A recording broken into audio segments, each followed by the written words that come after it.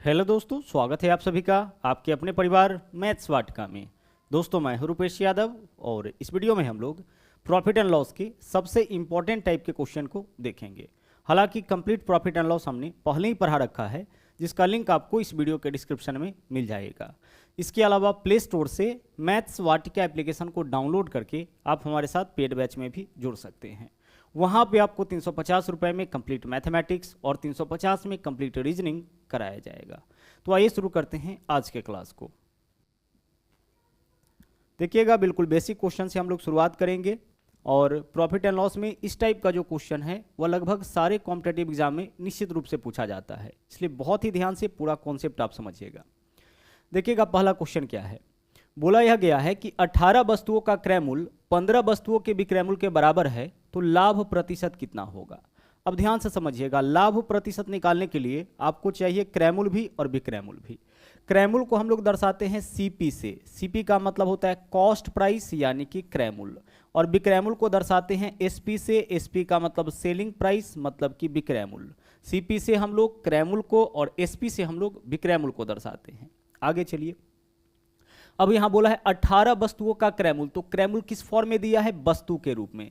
तो जब क्रय मूल्य और विक्रय मूल्य वस्तु के रूप में देगा उस केस में यह उल्टा हो जाता है। उल्टा कहने का मतलब जिसके साथ क्रय मूल्य लगा होगा वह विक्रय मूल्य हो जाता है और जिसके साथ विक्रय मूल्य लगा होगा वह क्रय मूल्य हो जाता है। क्यों ऐसा होता है आगे हम लोग देखेंगे। तो पहले देखिए यहाँ पे क्या बोला है, 18 वस्तुओं का क्रय मूल्य। तो 18 के साथ क्या लगा हुआ है, क्रय मूल्य। तो 18 को रखेंगे हम लोग विक्रय मूल्य में यानी कि सेलिंग प्राइस में। अब 15 वस्तुओं का विक्रय मूल्य, तो 18 यहां रखे हैं तो 15 को हमें यहां रखना पड़ेगा। तो क्रय मूल्य कितना हो गया, 15 रुपए हो गया। विक्रय मूल्य कितना हो गया, 18 रुपए हो गया। जैसे ही आप इसको उल्टा करिएगा, क्रय मूल्य और विक्रय मूल्य वस्तु से किस फॉर्म में आ जाएगा, आपका वस्तु से रुपए के फॉर्म में आ जाएगा, जहां से क्वेश्चन सोल्व करना बहुत ही ज्यादा आसान है। तो जब भी क्वेश्चन में क्रय मूल्य और विक्रय मूल्य वस्तु के रूप में देगा उस केस में आपको उल्टा कर देना है, यानी जिसके साथ क्रय मूल्य लगा हो उसको लिखना है विक्रय मूल्य में, और जिसके साथ विक्रय मूल्य लगा रहे उसको कहां लिखना है, क्रय मूल्य में लिखना है। ठीक है, चलिए इतना ही काम करना है। अब आगे हमें क्या करना है, इस क्वेश्चन में प्रतिशत लाभ निकालना है। तो प्रतिशत लाभ कैसे निकालते हैं, प्रतिशत लाभ यानी कि परसेंटेज प्रॉफिट निकालने का तरीका है। यहां पे जो फॉर्मूला यूज करते हैं वह है आपका लाभ बट्टा में लिखते हैं हम लोग क्रय मूल्य। क्रय मूल्य यानी कि कॉस्ट प्राइस, और परसेंटेज के लिए क्या करेंगे, गुना करेंगे 100 से, चूंकि हमें परसेंटेज लाभ चाहिए। तो परसेंटेज लाभ के लिए फॉर्मूला क्या होता है, लाभ बट्टा क्रय मूल्य गुने 100। उसी तरीके से आपको परसेंटेज हानि निकालने के लिए भी बोला जा सकता है। परसेंटेज हानि का फॉर्मूला क्या होता है, तो लाभ के लिए लाभ ऊपर लिखे, हानि के लिए हम क्या करेंगे, हानि लिखेंगे ऊपर। हानि बट्टा क्रय मूल्य, क्रय मूल्य यानी कि कॉस्ट प्राइस गुना 100। इस फॉर्मूला के मदद से हम लोग निकालेंगे परसेंटेज हानि और इसके मदद से निकालेंगे परसेंटेज लाभ, और बहुत ही कॉमन फॉर्मूला है। प्रतिशत लाभ, लाभ बट्टा क्रय मूल्य गुने 100, प्रतिशत हानि, हानि बट्टा क्रय मूल्य गुने 100। यानी कि परसेंटेज लाभ हो या फिर परसेंटेज हानि हो, दोनों ही आपका किसके रिस्पेक्ट में निकलता है, क्रय मूल्य। यानी बट्टा में दोनों बार हम क्या लिखेंगे, क्रय मूल्य। क्रय मूल्य से ही हम लोग निर्धारित कर पाते हैं कि हमें लाभ हुआ है कि हानि। क्रय मूल्य से ज्यादा में वस्तु को बेचेंगे लाभ, कम में वस्तु को बेचेंगे हानि। अब इस क्वेश्चन में हमें क्या बताना है, इस क्वेश्चन में हमें बताना है लाभ प्रतिशत। तो लाभ प्रतिशत कितना होगा।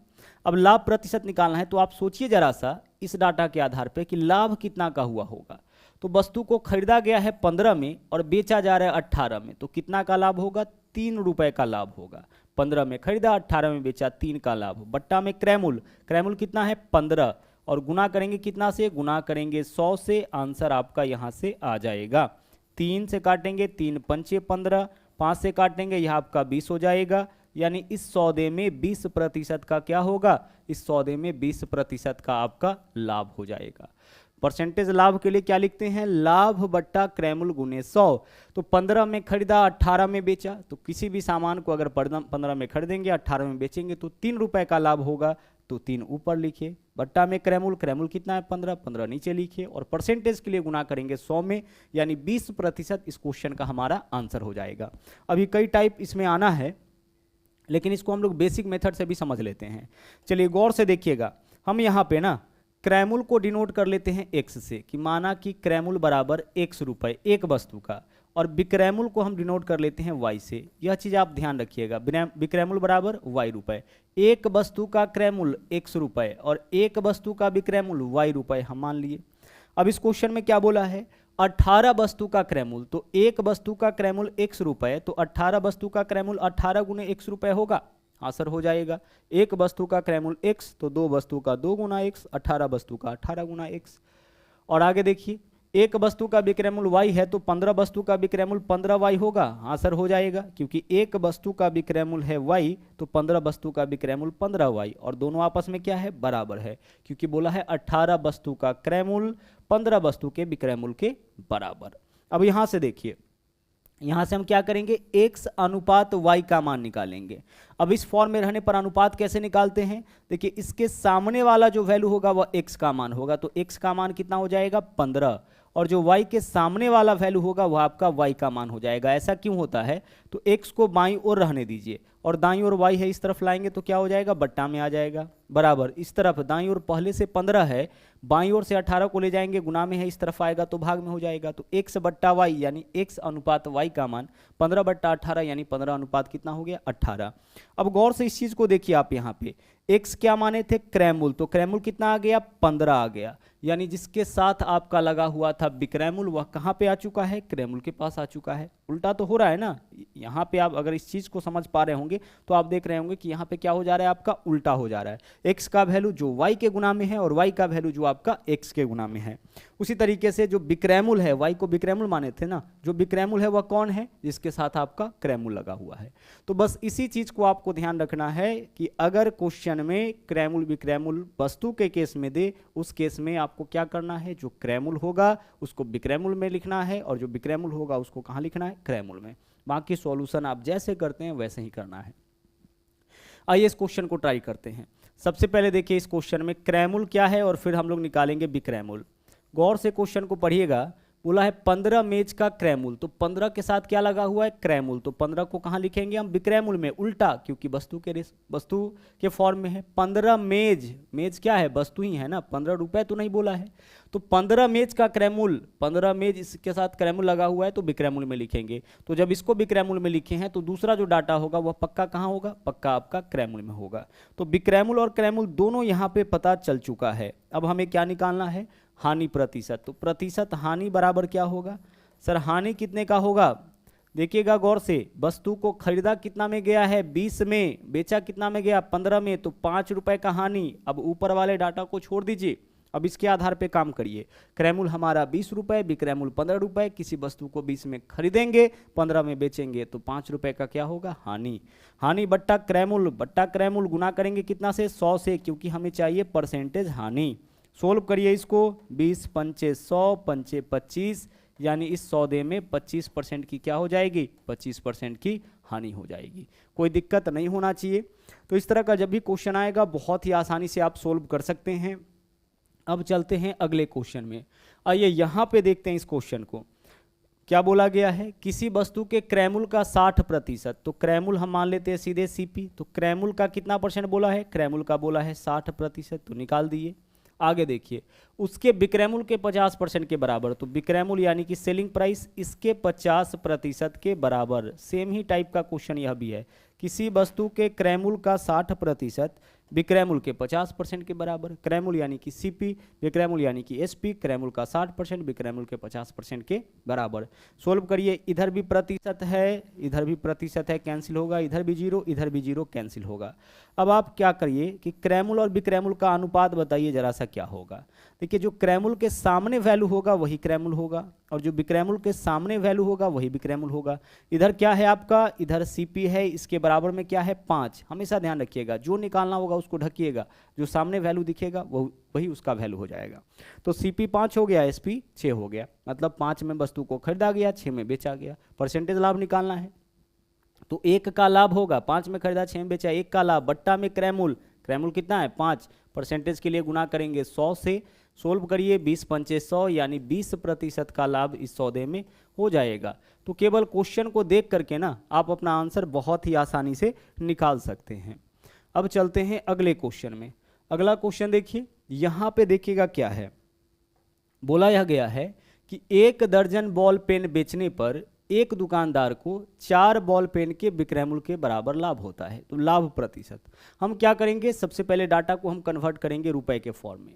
बोला है 1 दर्जन बॉल पेन, 1 दर्जन का मतलब होता है 12 बॉल पेन। तो हम मान लेते हैं इस क्वेश्चन में कि 1 बॉल पेन का विक्रय मूल्य 1 रुपए, तो 12 बॉल पेन का विक्रय मूल्य कितना हो जाएगा, 12 रुपए हो जाएगा। ठीक है, 12 बॉल पेन का विक्रय मूल्य कितना, 12 रुपए, क्योंकि हमने क्या माना है, हमने माना है कि माना कि 1 बॉल पेन का विक्रय मूल्य 1 रुपए। अब यहाँ पे दिया तो नहीं है कि 1 बॉल पेन को कितने में बेचा है, तो हम 1 रुपए माने, तो 1 दर्जन यानी कि 12 बॉल पेन का विक्रय मूल्य कितना होगा, 12 रुपए। अब एक दुकानदार को 4 बॉल पेन के विक्रय मूल्य के बराबर लाभ हुआ। अब दुकानदार को लाभ कितना हुआ, 4 बॉल पेन के विक्रय मूल्य के बराबर, तो 1 बॉल पेन का विक्रय मूल्य 1 रुपए, यानी कि उसको लाभ हुआ होगा 4 रुपए। देखिए इस कॉन्सेप्ट को बहुत ही ध्यान से समझिएगा। 1 दर्जन बॉल पेन बेचने पर एक दुकानदार को 4 बॉल पेन के विक्रय मूल्य के बराबर लाभ हुआ, तो हम 1 बॉल पेन का विक्रय मूल्य 1 रुपए माने, तो 12 बॉल पेन का विक्रय मूल्य क्या होगा, 12। अब 12 रुपए में बेचा तो 4 बॉल पेन यानी कि 4 रुपए की हानि हो गई, 4 रुपया का लाभ हो गया। अच्छा एक चीज सोचिए आप जरा सा कि 12 रुपए में 4 रुपया लाभ हो गया, इसका मतलब वस्तु खरीदा गया होगा कितना में, 8 रुपए में ही, चूंकि 12 रुपए में क्या होता है, 4 रुपए का लाभ भी होता है। जब 12 में बेचे तो 4 रुपया इसमें लाभ है, मतलब वस्तु खरीदा गया होगा 8 रुपए में ही।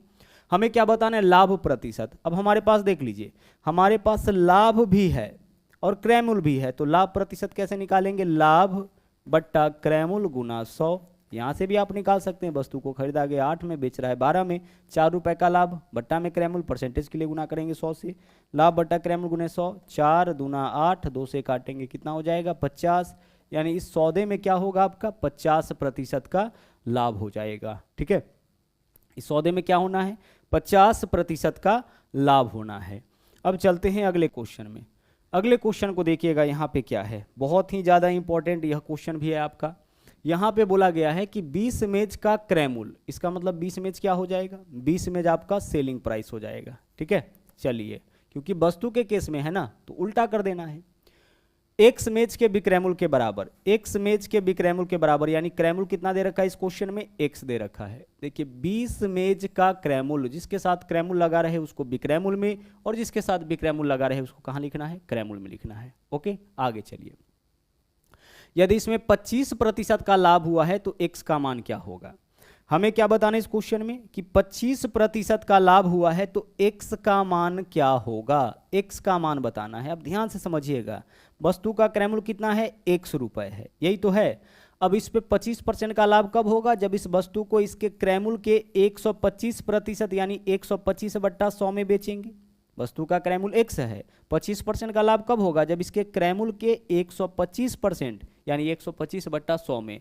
किसी भी वस्तु पर 5% का लाभ तब होगा जब उस वस्तु को उसके क्रय मूल्य से 5% ज़्यादा, 5% ज़्यादा मतलब 105% में बेचेंगे।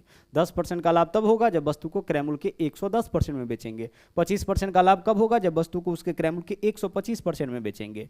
तो यह क्या हो गया आपका विक्रय मूल्य, जबकि विक्रय मूल्य इस क्वेश्चन में क्या दे रखा है, 20। क्रय मूल्य के 125% में बेचेंगे, क्योंकि 25% लाभ हुआ है तो क्रय मूल्य का 125% बराबर ही तो विक्रय मूल्य होगा, इतना में ही तो वस्तु को बेचा गया होगा। काटिए 25 पंचे 125, 25 चौके कितना हो जाएगा 100, 5 से काटिएगा 5 चौके 20, x का वैल्यू निकालिए, क्रॉस मल्टीप्लाई करिए, 4 चौके कितना हो जाएगा 16। तो x का वैल्यू ही हमें इस क्वेश्चन में निकालना था। हमारा आंसर क्या हो जाएगा, हमारा आंसर विकल्प बी हो जाएगा। तो उसी कॉन्सेप्ट का यूज करके यहाँ पे हमने इस क्वेश्चन को भी सोल्व कर लिया। ठीक है, जो कॉन्सेप्ट था आपका, सेम कॉन्सेप्ट को यूज करके इस क्वेश्चन को भी हम लोग सोल्व किए। हम चाहे तो इसको ऐसे भी सोल्व कर सकते थे। देखिएगा क्या बोला, 20 इमेज का क्रय मूल्य, इसका मतलब 20 क्या हो जाएगा, 20 आपका विक्रय मूल्य हो जाएगा। 20 क्या होगा, विक्रय मूल्य। अब इतना में बेचने पर 25% का लाभ, इसका मतलब कि यह 125% का मान है। हमें क्रय मूल्य बताना है, यानी कि 100% का मान बताना है। इस सौदे में क्या है, इतने में बेचने पर इतने % का लाभ, तो यह वैल्यू किसका हो जाएगा, 125 का। तो 125 से भाग करेंगे, क्रय मूल्य पूछा है यानी कि 100% का मान हमसे पूछा है। 25 पंचे 125, 25 चौके 100, और 5 से काटेंगे, 5 चौके 20, 4 चौके 16। इस तरीके से भी आप क्या कर सकते हैं, इस क्वेश्चन में x का वैल्यू निकाल सकते हैं। ठीक है, आप क्या कर सकते थे, x का वैल्यू निकाल सकते हैं। ठीक है, चलिए, तो यह था आपका आखिरी क्वेश्चन। और हाँ, अगर आप हमारे चैनल पर नए हैं तो इस चैनल को सब्सक्राइब जरूर करें, इसके अलावा लाइक और शेयर करते रहें। तो मिलते हैं अगले वीडियो में फिर से एक नए कॉन्सेप्ट के साथ। थैंक यू, जय हिंद।